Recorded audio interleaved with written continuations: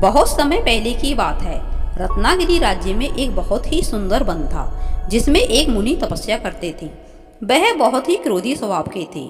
उनके डर के कारण कोई भी उस वन में नहीं आता था, क्योंकि जो भी उस वन में आता था वे उसे श्राप दे देते थे। इसी वन में पेड़ों पर लगे मीठे फल सूखकर बेकार हो जाते थे, लेकिन मुनि के डर के कारण किसी के खाने के काम नहीं आते थे। इसी राज्य के किसी गांव में केशव दास नामक एक व्यक्ति रहता था। उसके पास अपनी खेती की जमीन नहीं थी, इसलिए वह दूसरों के खेतों में काम करके अपने परिवार का भरण पोषण करता था।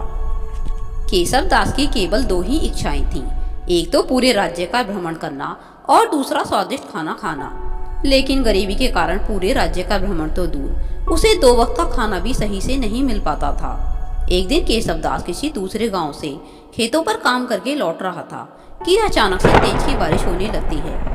बारिश से बचने के लिए वह उसी वन में पहुंच जाता है और एक कुटिया में जाकर बैठ जाता है। तभी वहां पर वह मुनि आते हैं। तूने इस वन में आने का साहस कैसे किया? तू नहीं जानता कि यह पूरा वन क्षेत्र मेरा है? ऋषि महाराज, मुझे क्षमा कर दो। मैं खेतों से काम करके लौट रहा था और अचानक से बारिश होने लगी। बारिश से बचने के लिए मैं यहाँ आ गया हूँ। बारिश रुक जाएगी तो मैं अपने घर चला जाऊँगा। अच्छा, तो तू एक किसान है।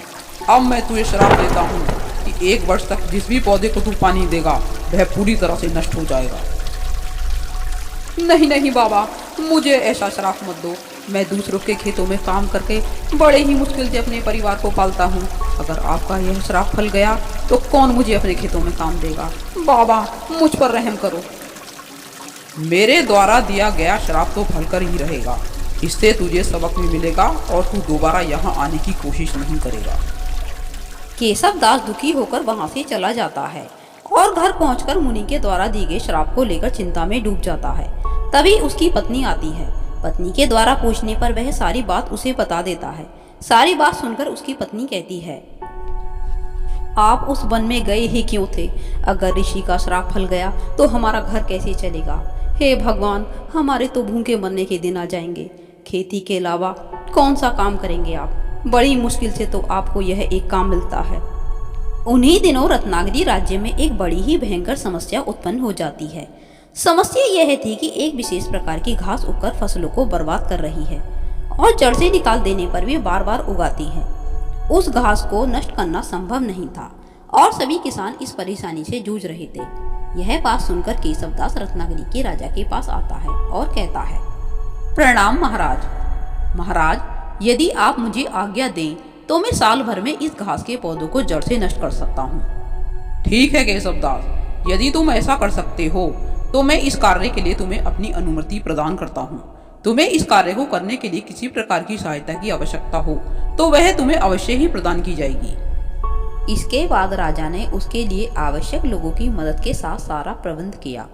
केशव दास ने उस दल को साथ लेकर सभी गांवों का भ्रमण किया और सभी खेतों को अपने हाथ से पानी दिया, जिससे ऋषि के श्राप के कारण खेतों में उगी वह घास जड़ से नष्ट हो गई। उसके बाद किसानों ने अपने खेतों में दूसरी फसल लगा दी। इस प्रकार केशव दास ने 1 वर्ष के अंदर पूरे राज्य का भ्रमण किया और सभी जगह उसे आदर सत्कार के साथ स्वादिष्ट भोजन भी मिला। राजा ने उसे इनाम में 100 एकड़ भूमि भी दी। अब केशव दास और उसकी पत्नी बहुत खुश हो जाते हैं, क्योंकि उन्हें गरीबी से छुटकारा मिल जाता है। एक दिन केशव दास उन मुनि का धन्यवाद देने के लिए उसी वन में जाता है और कहता है, हे साधु महाराज, आपके श्राप के कारण मेरी सारी इच्छाएं पूरी हो गईं और अन्य किसानों का भी भला हुआ। आपका बहुत बहुत धन्यवाद। मूर्ख, तू फिर से यहाँ आ गया। अब की बार मैं तुझे यह श्राप देता हूँ कि जहाँ पर तू कदम रखेगा वहाँ पर तेरे कद की ऊंचाई के बराबर गड्ढे बन जाएं। जैसे ही तू इस वन से बाहर निकलेगा यह श्राप अपना असर दिखाने लगेगा। यह सुनकर केशव दास वन से बाहर आ जाता है और जैसे ही वह वन से बाहर की जमीन पर अपना पैर रखता है, वहां उसके कद की ऊंचाई के बराबर एक गड्ढा हो जाता है। उसके बाद केशव दास वहीं बैठकर किसी के आने की प्रतीक्षा करने लगता है। थोड़ी देर के बाद वहां पर एक व्यक्ति आता है। वह उस व्यक्ति को श्राप के बारे में बता देता है। वह व्यक्ति शीघ्र ही राजा के पास जाकर सारा वृतांत सुना देता है। राजा सैनिकों के साथ एक पालकी को भेज देते हैं, जिसमें बैठकर केशव दास राजमहल आ जाता है और वह इस श्राप के द्वारा फायदा उठाने की एक योजना राजा को बता देता है। केशव दास की योजना सुनकर राजा आदेश देते हैं। सेनापति, राज्य भर में जहाँ जहाँ नहरें खुदवानी हैं वहाँ पर निशान लगा दिए जाएं। केशव दास उनसे होकर पैदल चलता जाएगा और उनके पीछे अपने आप उसके कद की ऊंचाई तक की गहरी नहरें बन जाएंगी। जैसी आपकी आज्ञा महाराज। सेनापति राजा के आदेश का पालन कर इस कार्य का शुभारंभ कर देता है।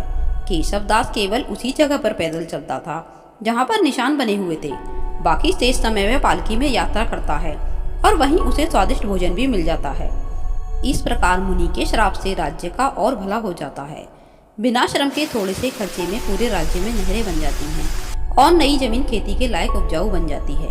केशव दास को फिर से पूरे राज्य का भ्रमण करने और स्वादिष्ट भोजन करने का अवसर फिर से प्राप्त होता है।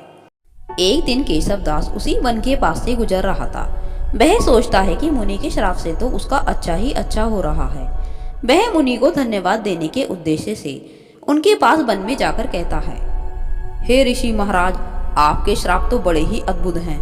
आपके श्राप के कारण फिर से मेरी सारी इच्छाएं पूरी हुई और साथ ही जनता का उपकार करने का पुण्य भी मुझे प्राप्त हुआ। आपका बहुत बहुत धन्यवाद। मूर्ख, तू फिर से मुझे क्रोध दिलाने चला आया। तूने अब तक 2 बार मेरे आदेश का तिरस्कार करके इस वन में प्रवेश किया और मेरे श्रापों की भी अवहेलना की। पर इस बार मैं तुझे ऐसा श्राप दूंगा कि तू यहाँ आना ही भूल जाएगा। आज से जो भी तेरी आंखों के सामने आएगा वह भस्म हो जाएगा। अब देखता हूँ कि कैसे इस श्राप से तेरा और अन्यों का भला होता है।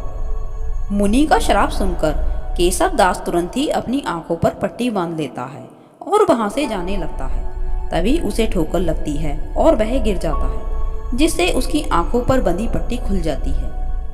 फिर केशव दास जैसे ही अपनी आंखें खोलता है उसके सामने वही मुनि दिख जाते हैं। उसके बाद केशव दास की आंखों से अग्नि निकलती है, जिससे वह मुनि भस्म हो जाते हैं। मूर्ख, ये क्या कर दिया तूने? मुझे ही भस्म कर दिया। नहीं नहीं ऋषि महाराज, मैंने कुछ नहीं किया। यह सब तो आपके श्राप के कारण ही हुआ है। मुनि के भस्म होते ही केशव दास को मिला श्राप भी निष्फल हो जाता है। इसके बाद केशव दास वन से बाहर निकलकर राजमहल पहुंच जाता है और राजा को सारी घटना बता देता है। राजा उस पूरे वन क्षेत्र को अभयारण्य घोषित कर देता है, जिसमें विभिन्न प्रकार के दुर्लभ जीव जंतुओं को संरक्षण प्रदान किया जाने लगता है।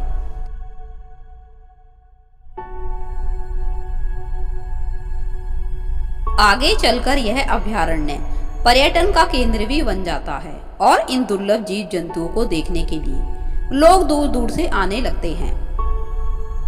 इस प्रकार मुनि ने क्रोध में अपना ही अहित कर दिया और उनके द्वारा केशव दास को दिए गए श्राप केशव दास और रत्नागिरी राज्य के लिए वरदान साबित हुए।